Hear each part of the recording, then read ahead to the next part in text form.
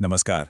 IPO बाजार में एक और बड़ा नाम आ गया है। जी हां, ऑटोमोबाइल की दुनिया की दिग्गज कंपनी टेनेको अपनी इंडियन यूनिट का आईपीओ लेकर आई है। तो चलिए इस विश्लेषण में गहराई से उतरते हैं और देखते हैं कि इसमें क्या खास है। तो देखिए, सवाल बिल्कुल सीधा है। एक ग्लोबल ऑटो पार्ट्स लीडर का आईपीओ आया है। लेकिन असली सवाल यह है कि क्या ये एक ऐसा मौका है जिसे एक इन्वेस्टर को अपने पोर्टफोलियो में जगह देनी चाहिए। आइए इसी को समझने की कोशिश करते हैं।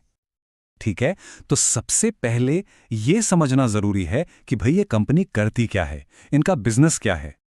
तो देखिए, जैसा कि इनके आरएचपी में भी लिखा है, टेनेको इंडिया एक बहुत बड़ी ग्लोबल कंपनी है। टेनेको इंक उसी का एक हिस्सा है और इनका काम है गाड़ियों के लिए बहुत जरूरी पार्ट्स बनाना, जैसे कि एग्जॉस्ट सिस्टम, शॉक एब्जॉर्बर्स और कैटालिटिक कन्वर्टर्स। ये सब वो चीजें हैं जो गाड़ियों को स्मूथ चलाने और प्रदूषण कम करने में मदद करती हैं।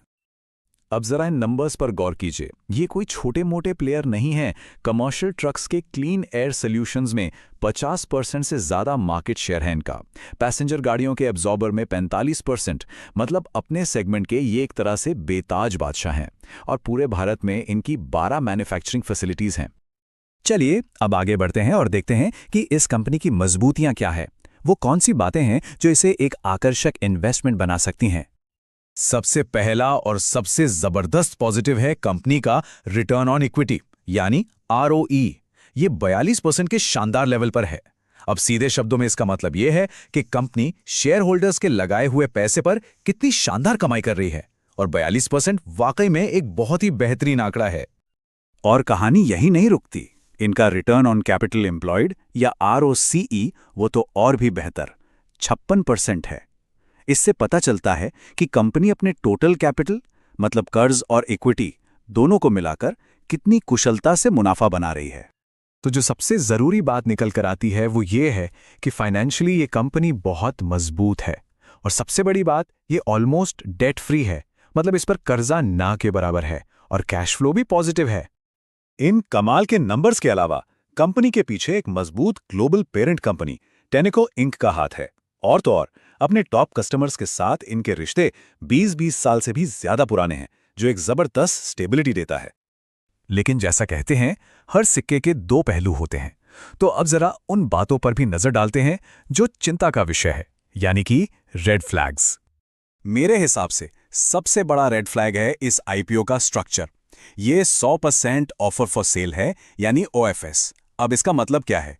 इसका मतलब यह है कि आईपीओ से जो भी पैसा आएगा वो सीधा प्रोमोटर्स की जेब में जाएगा। कंपनी को उसकी ग्रोथ या विस्तार के लिए इसमें से 1 रुपया भी नहीं मिलने वाला। अब जरा इस चार्ट को देखिए। ये एक और बड़े रिस्क को साफ साफ दिखा रहा है। कंपनी की 81% से ज्यादा की कमाई सिर्फ इनके टॉप 10 कस्टमर्स से आती है। सोचिए ये कितनी बड़ी निर्भरता है। अगर कल को इनमें से कोई एक बड़ा कस्टमर भी हाथ से निकल गया तो कंपनी के रेवेन्यू पर बहुत बड़ा असर पड़ सकता है। इसके अलावा भी कुछ और चिंताएं हैं। जैसा कि आरएचपी में बताया गया है, पिछले कुछ सालों से कंपनी की रेवेन्यू ग्रोथ लगभग ठहरी हुई है, सिर्फ 1 से 5%। साथ ही पेरेंट कंपनी पर निर्भरता भी एक तरह की तलवार है, क्योंकि भविष्य में रॉयल्टी पेमेंट बढ़ने का खतरा हमेशा बना रहता है। तो इतनी सारी अच्छी और कुछ चिंताजनक बातों के बीच सवाल उठता है कि इस कंपनी की कीमत क्या रखी गई है। चलिए अब वैल्यूएशन और आईपीओ की डिटेल्स पर नजर डालते हैं। तो ये है आईपीओ की मुख्य डिटेल्स। प्राइस बैंड का अपर एंड है 397 रुपये प्रति शेयर। एक लॉट में 37 शेयर्स होंगे और इशू का टोटल साइज है 3600 करोड़ रुपए, जो जैसा कि हमने पहले भी बात की पूरा का पूरा ऑफर फॉर सेल है। अब बात करते हैं वैल्यूएशन की, यानी पीई रेशियो की। लगभग 24 के पीई पर टेनेको का वैल्यूएशन ठीक ठाक लगता है। ये ना तो बॉश की तरह बहुत ज्यादा महंगा है और ना ही शारदा मोटर्स की तरह बहुत सस्ता। कह सकते हैं कि एक रीजनेबल प्राइस पर आ रहा है। और अगर ग्रे मार्केट की बात करें तो आज की तारीख में सोर्सेस के मुताबिक इसका ग्रे मार्केट प्रीमियम यानी जीएमपी लगभग 76 रुपये चल रहा है, जो करीब 20% के आसपास है। ये लिस्टिंग के दिन कुछ हलचल का संकेत तो देता है। लेकिन हाँ, एक बात गांठ बांध लीजिए, ग्रे मार्केट प्रीमियम सिर्फ एक इशारा होता है, कोई गारंटी नहीं। किसी भी निवेश का फैसला सिर्फ जीएमपी देखकर नहीं, बल्कि हमेशा अपनी खुद की रिसर्च और ड्यू डिलिजेंस के बाद ही लेना चाहिए। तो फिर इन सब बातों को एक साथ रखकर देखें तो फाइनल तस्वीर क्या बनती है, क्या करना चाहिए? तो देखिए, मामला काफी बैलेंस्ड है। एक तरफ एक मार्केट लीडर कंपनी है जिसके फाइनेंशियल रेशियोज जबरदस्त हैं, कर्ज नहीं है और वैल्यूएशन भी ठीक है।